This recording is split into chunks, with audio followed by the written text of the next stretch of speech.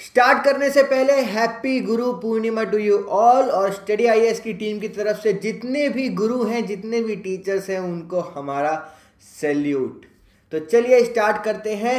Hello everyone, study IAS में आपका स्वागत है और मैं हूं आपका दोस्त, आपका एजुकेटर अमन शर्मा, और वापस आ गया हूं द हिंदू की खबरों के साथ। आज डेट है जुलाई 27, 2018 और डे है फ्राइडे। आज द हिंदू से शुरुआत नहीं करेंगे क्योंकि आई एम रियली शॉक्ड। मैंने सोचा था कि यार ब्रिक्स समिट चल रही है तो कुछ ना कुछ न्यूज़ तो आएगी द हिंदू के अंदर, पर कहीं ना कहीं आज द हिंदू ने ब्रिक्स की जो समिट है उसको ट्रैक करना मिस आउट कर दिया है। पर हम लोग नहीं करेंगे, हम लोग आज द इंडियन एक्सप्रेस का एक आर्टिकल लेंगे जो कि उसके फ्रंट पेज पे आया है। और फ्रंट पेज पे जो आर्टिकल है वो है unlike last year, Jaish Lashkar not named in BRICS statement. तो पहले बात करेंगे ब्रिक्स की, फिर बात करेंगे कि ब्रिक्स स्टेटमेंट जो आई है उस पर इंडिया को किस तरीके से रिएक्ट करना है। देखो ब्रिक्स क्या है, ब्रिक्स आप BRICS देखोगे तो उनके जो इनिशियल नेम्स हैं उनसे ही उनकी कंट्रियों के नाम बनते हैं। ब्राज़ील, रशिया, इंडिया, चाइना और साउथ अफ्रीका। अभी जो समिट की बात करें, सबसे पहले बात करते हैं जो एक्रोनिम है ब्रिक्स, ये कहाँ से आया। देखो जिम ओ'नील का एक पब्लिकेशन था, उसके अंदर उन्होंने बात करी कि अमर्जिंग इकोनॉमीज का कितना बड़ा इंपैक्ट हो सकता है वर्ल्ड ऑर्डर के अंदर, और वहाँ पर जो नाम उभर के आया वो है ब्रिक्स। तो बेसिकली 5 मेजर इमर्जिंग इकोनॉमीज हैं हमारी जो ब्रिक्स है, और यहाँ पर 2009 से हम लोग एनुअल समिट कर रहे हैं। जो ये करंट जो एनुअल समिट है ये 10th एनुअल समिट है जो कि साउथ अफ्रीका के अंदर हो रही है। इससे जो पहली वाली समिट थी 9th समिट, वो हुई थी शैमन चाइना के अंदर, और जो अब 11th वाली समिट होगी वो होगी हमारी ब्राज़ील के अंदर, और 12th वाली समिट होगी रशिया में, और फिर 13th वाली जो समिट होगी वो होगी वापस से इंडिया के अंदर। बात कर लेते हैं यहाँ पे इंडिया के लिए टेंशन वाली बात क्या है। देखो इंडिया ने जब पिछले साल शैमन के अंदर, शैमन चाइना में जब 2017 वाली जब ब्रिक्स की समिट हो रही थी तो हम लोग बहुत खुश थे कि लश्कर-ए-तैयबा और जैश-ए-मोहम्मद को डिक्लेरेशन में डिक्लेयर कर दिया गया था एज अ टेरर ग्रुप, और चाइना ने भी खुले तौर पर बोला था कि हमको इन सब चीज़ों पे रोक लगानी चाहिए, टेरर ग्रुप्स के ऊपर रोक लगानी चाहिए। पर फाइनली पहले दिन, ब्रिक्स समिट के पहले दिन, इंडिया एक्सपेक्ट कर रहा था कि जो डिक्लेरेशन आएगा हमारे सामने ब्रिक्स का जोहान्सबर्ग के अंदर, वहाँ पे कुछ ना कुछ तो बात होगी टेररिज्म से रिलेटेड, पर ऐसी कोई बात थी ही नहीं। तो कहीं ना कहीं ब्रिक्स ने मिस आउट कर दिया है Jaish-e-Mohammed as well as Lashkar-e-Taiba का मेंशन करना इन दिस पर्टिकुलर थीम। यहाँ पे हमारे जो प्राइम मिनिस्टर नरेंद्र मोदी जी हैं जो कि गए हुए हैं ब्रिक्स समिट के अंदर, जब वो 3 अफ्रीकन देशों की विजिट पर थे। आखिरी जो देश है वो साउथ अफ्रीका ही है, और वहाँ पे वो 3 जो देश है उनके साथ बायलैटरल टॉक भी करने वाले हैं। शायद इंडिया को इस चीज़ का असर होना चाहिए कि टेररिज्म की बात वहाँ पे क्यों नहीं की गई, क्योंकि होनी चाहिए। टेररिज्म सबसे बड़ा टॉपिक है आज की डेट में पूरी दुनिया का। ओके, तो इंडियन एक्सप्रेस को रखते हैं थोड़ा साइड में, स्टार्ट करते हैं द हिंदू की खबरों के साथ। तो पेज नंबर 1 पे आप आ जाइए। पेज नंबर 1 पे आपको पहली खबर मिलेगी, Imran Khan declares victory in Pakistan election. तो वेडनेसडे को हुए पाकिस्तान के इलेक्शन, और यहाँ पे विक्ट्री मिलने वाली है इमरान खान की पार्टी पाकिस्तान तहरीक-ए-इंसाफ को। तो इमरान खान फिर बन जाएंगे new prime minister of Pakistan. Imran Khan की बात करते हैं, ये फॉर्मर क्रिकेटर भी थे। 1992 को वर्ल्ड कप जो पाकिस्तान जीता था उसको उन्होंने लीड भी किया था। साथ ही पॉलिटिक्स में पिछले कई सालों से ये इन्वॉल्व हैं, पाकिस्तान की जनरल असेंबली के मेंबर थे, तो इसीलिए भी इम्पोर्टेंट है। अभी अगर इनकी पार्टी की इवैल्यूएशन की बात करें तो जो पूरा रिजल्ट है वो अभी हमारे सामने नहीं आया है, पर यहाँ पे आप देख सकते हो कि 272 में से 122 सीट्स जीतने की एक्सपेक्टेशन लगाई जा रही है इमरान खान की पार्टी को। यहाँ पे इंडिया से रिस्पेक्टेड एक स्टेटमेंट सामने आई है। इमरान खान ने अपनी स्टेटमेंट में ये बोला कि इंडियन मीडिया जिस तरीके से उन्हें पोर्ट्रे कर रही है इंडियन सिटीजन्स के सामने, वैसा बिल्कुल नहीं है। इंडियन मीडिया उन्हें एक तरीके से विलन के रूप में शो कर रही है, पर ऐसा बिल्कुल नहीं है। हम शांति से सारी की सारी बातों को सॉल्व करना चाहते हैं, चाहे वो कोई भी कोर इशू हो इंडिया और पाकिस्तान से रिलेटेड। और यहाँ पे आज सुबह ही एक और स्टेटमेंट आई है NDTV के अंदर कि if India will take 1 step we will take 2। अगर इंडिया 1 स्टेप लेगा तो पाकिस्तान अपनी तरफ से 2 स्टेप लेने की कोशिश करेगा।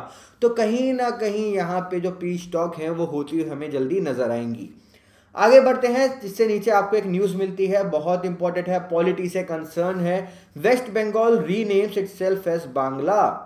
तो वेस्ट बंगाल की जो असेंबली है उसने पास कर दिया एक रिजोल्यूशन, वो अपना नाम वेस्ट बंगाल से बांग्ला रखना चाहते हैं, बांग्ला इन 3 languages, Bengali, English and Hindi. Basically ये जो प्रपोजल है ये नया नहीं है, अगस्त 2016 से ये पर्टिकुलर प्रपोजल चल रहा है। उन्होंने बोला था कि हम जो अपना नाम है वो बंगाल कर देंगे इन इंग्लिश, बांग्ला कर देंगे इन बंगाली एंड बंगाल कर देंगे इन हिंदी। तो यहाँ पे 3 अलग अलग नाम दिए गए थे 3 अलग अलग लैंग्वेज के अंदर, तो इसीलिए सेंटर ने इसको टर्न डाउन कर दिया था, रिजेक्ट कर दिया था 2017 के अंदर, ये बोलकर कि 3 नाम एक स्टेट के कैसे हो सकते हैं। फिर फाइनली सारी बातचीत की गई बाय दी बांग्लादेश पार्लियामेंट, मतलब बांग्लादेश की जो लेजिस्लेटिव असेंबली है उन्होंने सारी बात करी, और अब फाइनली यूनानिमसली इस पर्टिकुलर डिसीजन को पास कर दिया गया है कि नया नाम होने वाला है बांग्ला, तीनों लैंग्वेज के अंदर। अब देखो यहाँ पर जो समझने वाली चीज़ है वो है हमारा कॉन्स्टिट्यूशन, कॉन्स्टिट्यूशन का पार्ट नंबर 1 जो कि यूनियन एंड टेरिटरी से लिंक करता है, और यहाँ पर आपको पढ़ना पड़ेगा आर्टिकल नंबर 3।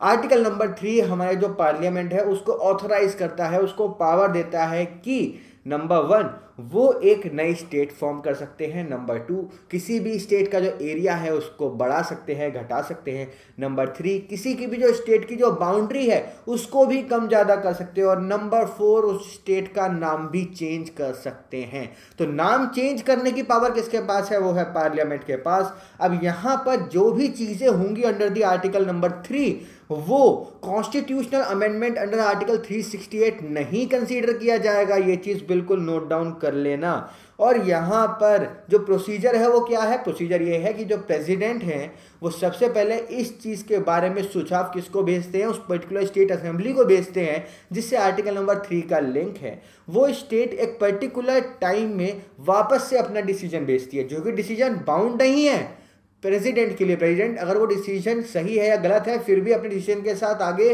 परस्यू कर सकते हैं। फिर प्रेसिडेंट अपनी रिकमेंडेशन भेजते हैं पार्लियामेंट को, और फिर ये जो प्रोसेस है वो स्टार्ट होता है। इसीलिए हमारे इंडिया को बोला जाता है indestructible union of destructible states. तो ये वाला टॉपिक भी यहाँ खत्म होता है। इसके साइड में आपको एक न्यूज़ मिलती है, India denies any charge at Doklam.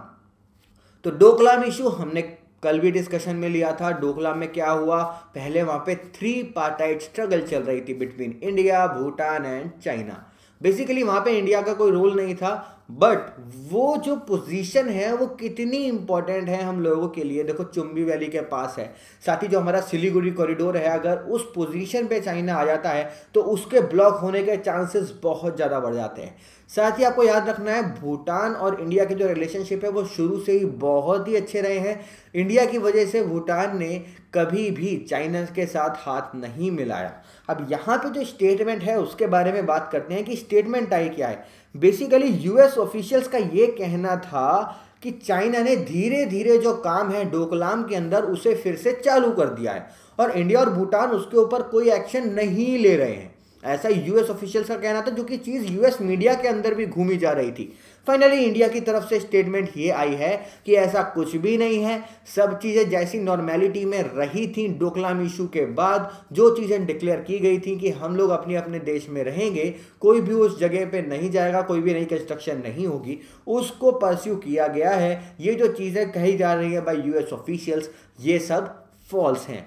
बाकी जो डोकलाम का मैप है वो आपकी स्क्रीन पर है और आप देख सकते हो कि क्या है यहाँ पे मैप। नीचे आपको खबर मिलती है बहुत इंपॉर्टेंट, और वो है मैक्से अवार्ड से रिलेटेड। मैक्से अवार्ड जिन्हें एशिया का नोबेल प्राइज भी कहा जाता है, और यहाँ पे इस बारी थे 6 विनर्स और 6 में से 2 थे इंडियंस, और जो 2 इंडियंस थे उनके बारे में हम लोग बात करने वाले हैं। सबसे पहले बात करेंगे सोनम वांगचुक के बारे में। तो सोनम वांगचुक जो कि 19 ईयर ओल्ड इंजीनियरिंग स्टूडेंट थे एट एनआईटी, उसके बाद उन्होंने स्टार्ट किया बच्चों को पढ़ाना, उनको नेशनल एजुकेशन एग्जामिनेशंस के लिए प्रिपेयर करवाना, उनके साइंटिफिक नॉलेज देना, और उन्होंने जिस तरीके से लद्दाख के अंदर साइंटिफिक स्कूल्स को डेवलप किया है वो मैंने और आपने देख ही लिया 3 इडियट्स मूवी में। तो 3 इडियट में जो आमिर खान का जो रोल था फुंगचुक बांगड़ू का, वो डायरेक्टली इंस्पायर्ड था फ्रॉम द सोनम वांगचुक। तो इन्हें यहाँ पे एशिया का नोबेल प्राइज मिला है, रैमसे मैग्सेसे अवार्ड से उन्हें सम्मानित किया गया है।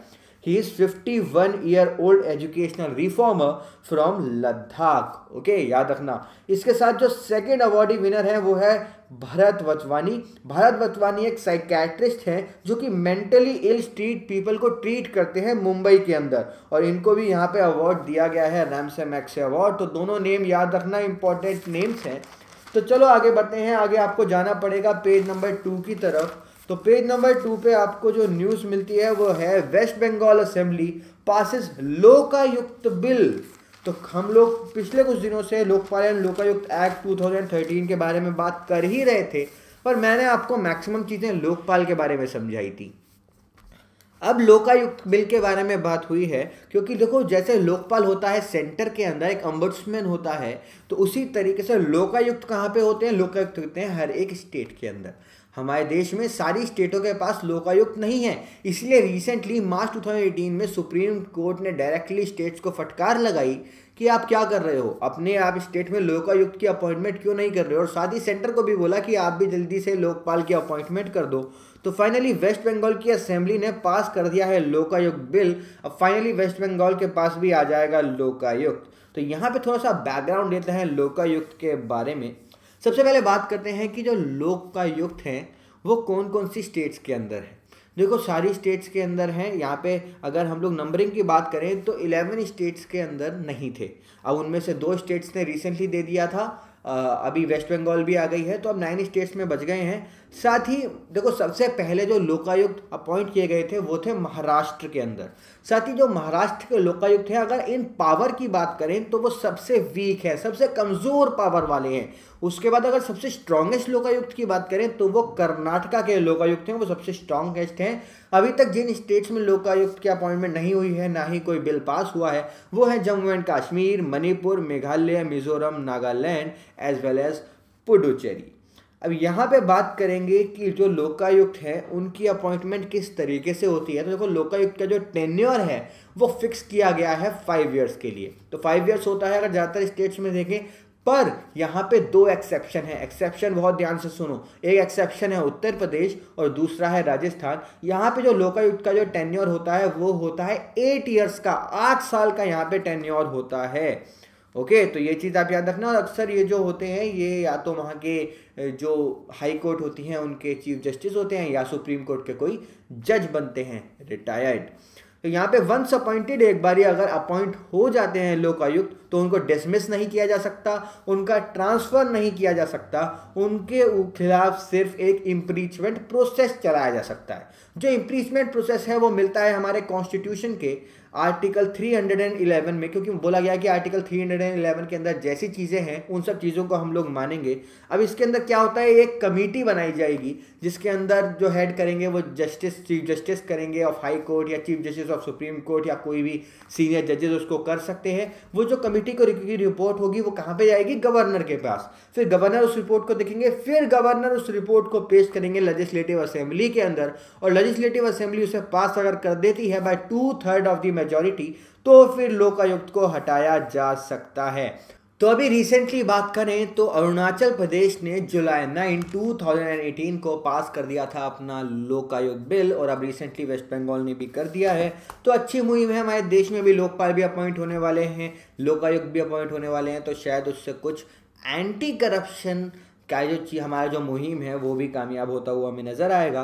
तो इसी के नीचे आपको न्यूज़ मिलती है Arunachal to launch new health insurance scheme. तो अरुणाचल प्रदेश अपने लोगों के लिए, अपने सिटीजन के लिए लॉन्च करने वाला एक नई हेल्थ इंश्योरेंस स्कीम जिसका नाम है आरोग्य अरुणाचल योजना, जिसके अंदर 5 लाख रुपीस पर फैमिली पर ईयर दिया जाएगा। ये बिल्कुल सिमिलर लग रहा है हमारे आरोग्य भारत अभियान के, तो और शायद उससे कहीं ना कहीं ये इंस्पायर्ड है। और ये जो बेसिकली जो स्कीम है इसके अंदर एक स्टेटमेंट बोली गई है कि launching a scheme is not difficult but successfully running it is difficult. अच्छी बात है, सरकारों को जल्दी समझ में आ गया है कि लॉन्च करना तो बहुत आसान होता है पर उनकी इम्प्लीमेंटेशन बहुत ही ज़्यादा मुश्किल होती है। तो चलो आगे बढ़ते हैं।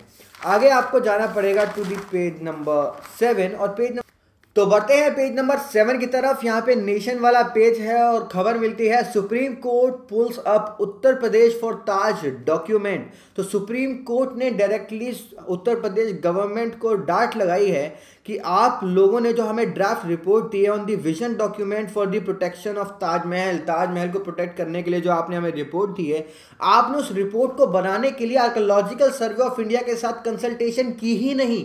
अब हम लोग बैठे तो हैं नहीं कि आप एक रिपोर्ट दो, एएसआई एक रिपोर्ट दो, कोई और डिपार्टमेंट एक और रिपोर्ट दो और हम सबकी रिपोर्ट पढ़ते रहें। इस चीज़ के ऊपर सुप्रीम कोर्ट ने डायरेक्टली डांट दिया है उत्तर प्रदेश सरकार को, ये कहते हुए कि हमें एक ही रिपोर्ट दे देते तो सारी की सारी चीज़ें ठीक होती।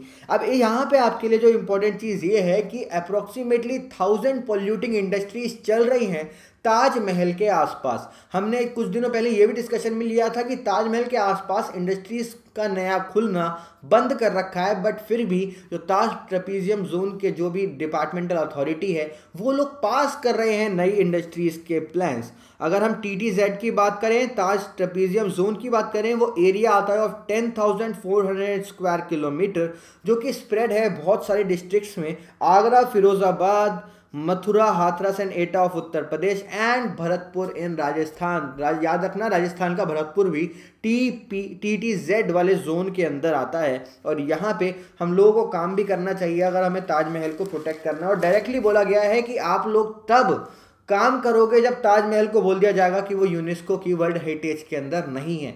ये भी बोल दिया है साफ साफ। इसी के नीचे आपको एक और न्यूज़ मिलती है, PSUs biggest donors to clean Ganga fund. देखो जो हमारा क्लीन गंगा फंड है, जो कि हमने 2014 के अंदर बनाया था, जिसके अंदर जो पैसा आ रहा है उसके अंदर public as well as private investment दोनों से आना था, जिसका इस्तेमाल गंगा नदी को साफ करने के लिए किया जाना है। बोला गया है कि 90% ऑफ द डेडिकेटेड फंड जो कि वाटर मिनिस्ट्री ने कलेक्ट किया है इस पर्टिकुलर क्लीन गंगा फंड के अंदर, उसके अंदर मैक्सिमम जो फंड है वो PSUs पब्लिक सेक्टर यूनिट्स की तरफ से आया है। ओके, तो यहाँ पे एक ये न्यूज़ थी। चलो आगे बढ़ते हैं। तो बढ़ते हैं पेज नंबर 10 की तरफ। यहाँ पे न्यूज़ वाला सेक्शन है, आपको खबर मिलती है Lok Sabha passes anti trafficking bill. तो लोकसभा ने एंटी ट्रैफिकिंग बिल पास कर दिया है। ये जो बिल है ये बहुत ही स्ट्रिंजेंट पनिशमेंट का प्रावधान रखता है, 10 ईयर्स की इम्प्रीजनमेंट जो कि लाइफ टर्म तक भी जा सकती है फॉर दी ट्रैफिकिंग। जो ह्यूमन ट्रैफिकिंग होती है उसको प्रिवेंट करने के लिए हम ये बिल लेकर आए हैं, एंटी ट्रैफिकिंग बिल। इसके अंदर जो खरीद फरोश होती है किसी की भी, चाहे वो कोई बच्चा ही क्यों ना हो, उनके लिए भी सजा है। यहाँ पे बहुत और भी सारी चीज़ें की गई हैं, पर यहाँ पे इंपॉर्टेंट चीज़ ये है कि एक नई स्टैब्लिशमेंट हमारे सामने आई है, वो है national anti trafficking bureau. Okay, याद रखना नेशनल एंटी ट्रैफिकिंग ब्यूरो हमारे सामने आई है। ये कैसी बॉडी होगी? देखो, अगर ये बिल पास हो जाता है, एक एक्ट बन जाता है जो प्रेसिडेंट के असेंट के बाद, तो क्या हो जाता है, ये एक स्टैट्यूटरी बॉडी हो जाएगी। याद रखना, एक्ट के थ्रू बन रहा है, कॉन्स्टिट्यूशनल अमेंडमेंट होता तो कॉन्स्टिट्यूशनल बॉडी होती, पर ये एक एक्ट के थ्रू बनेगी तो ये होगी एक statutory body, national anti trafficking bureau, जिसका काम होगा एंटी ट्रैफिकिंग को देखना, इसके साथ साथ मॉनिटर करना उन पर्टिकुलर केसेस को, और ये रिलीफ एंड रिहैबिलिटेशन भी प्रोवाइड करेगी। उसके लिए फंड भी इसे दिया गया है 10 करोड़ रुपए का उन लोगों के लिए जो कि विक्टिम्स हैं। अब यहाँ पे एक और जो प्रीवियस न्यूज़ है उसको लिंक करते हैं। हम लोगों ने बात करी थी जो एंटी ट्रैफिकिंग बिल है इसके खिलाफ बहुत सारे एक्टिविस्ट सामने आए हैं। अब एक्टिविस्ट जो सामने आए थे वो ये कह रहे थे कि जो सेक्स वर्कर्स हैं एज वेल जो LGBTQ कम्युनिटी है, उन दोनों का ही नुकसान हो सकता है इस पर्टिकुलर बिल के अंदर, और सरकार को इसके अंदर अमेंडमेंट लेकर आने चाहिए। अभी तक सरकार इसके अंदर कोई ऐसे अमेंडमेंट नहीं लाई है। अब आगे देखते हैं कि इस बिल के ऊपर कोई और इश्यू होता है या नहीं। आगे बात हुई है, इसके साथ ही एक आर्टिकल है, India to raise H1B issue with United States, जो 2+2 डायलॉग होने वाला है जो कि सितंबर के अंदर होगा। उसके अंदर इंडिया ने बोला है कि हम लोग H1B वीज़ा जो है हमारा, उसके बारे में भी बात करेंगे। बेसिकली ये वीज़ा उन स्किल्ड वर्कर्स के लिए जो कि बाकी सारी जगह से यूनाइटेड स्टेट्स के अंदर जाते हैं। तो चलो आगे बढ़ते हैं अगले पेज की तरफ। सो आवर नेक्स्ट पेज है पेज नंबर 12। तो जो पेज नंबर 12 है वो कहता है United States European Union agree to ease trade tension. तो बहुत सारी ट्रेड टेंशन चल रही है पूरे वर्ल्ड ऑर्डर के अंदर। यहाँ पे जब से यूनाइटेड स्टेट्स ने ट्रेड टैरिफ लगा दिए थे 25% ऑन स्टील एंड एल्यूमिनियम, तब से ही पूरा वर्ल्ड ऑर्डर हिला हुआ है। चाइना और इंडिया के ऊपर भी बहुत ज़्यादा इफेक्ट आया है। इंडिया और चाइना WTO के पास भी गए इस चीज़ को लेकर, और चाइना के साथ साथ टिट फॉर टैट वाला गेम चल ही रहा है। अब तो यूनाइटेड स्टेट्स ने रिसेंटली भी कह दिया था चाइना को कि हम चाहें तो आपके जितने भी प्रोडक्ट्स हैं सबके ऊपर ही बैन लगा दें। वापस आते हैं अपनी न्यूज़ की तरफ। तो फाइनली यूरोपियन यूनियन थोड़ा सा टेंशन में था कि जो हमारा ऑटोमोबाइल सेक्टर है वो कहीं ना कहीं गिर सकता है। देखोगे जितनी भी ऑटोमोबाइल मैन्युफैक्चरिंग कंपनी है बड़ी बड़ी, आप देखोगे वो सारी की सारी जर्मनी की हैं या यूरोपियन यूनियन की ही किसी ना किसी कंट्री से लिंक करती हैं। तो यूरोपियन यूनियन की कंट्रियों को कहीं ना कहीं इस बात की टेंशन हो गई थी, अगर हमारी ऑटोमोबाइल सेक्टर को US में बैन कर दिया गया या उनके ऊपर इंपोर्ट ड्यूटीज बढ़ा दी गई तो हमारे यहाँ इकोनॉमी पे बहुत ही बड़ा इम्पैक्ट हो सकता है। पर finally US president Donald Trump ने उन्हें थोड़ी सी राहत दे दी है ये कहकर कि हम ऑटो सेक्टर के ऊपर कोई भी इंपोर्ट टैरिफ नहीं लगाएंगे। और यहाँ पे सबसे ज़्यादा खुशी देखने को मिली है जर्मनी को, ओके, क्योंकि जर्मन की कार्स बहुत ही ज़्यादा फेमस हैं। तो अगर आप आगे बढ़ते हो तो आज इकोनॉमी सेक्शन के अंदर कोई भी इम्पोर्टेंट न्यूज़ नहीं है, तो आपको सीधा डायरेक्टली लास्ट वाले पेज की तरफ जाना पड़ेगा, जो कि लास्ट वाला पेज कहता है Einstein was right, astronomers confirm की थ्योरी ऑफ रिलेटिविटी।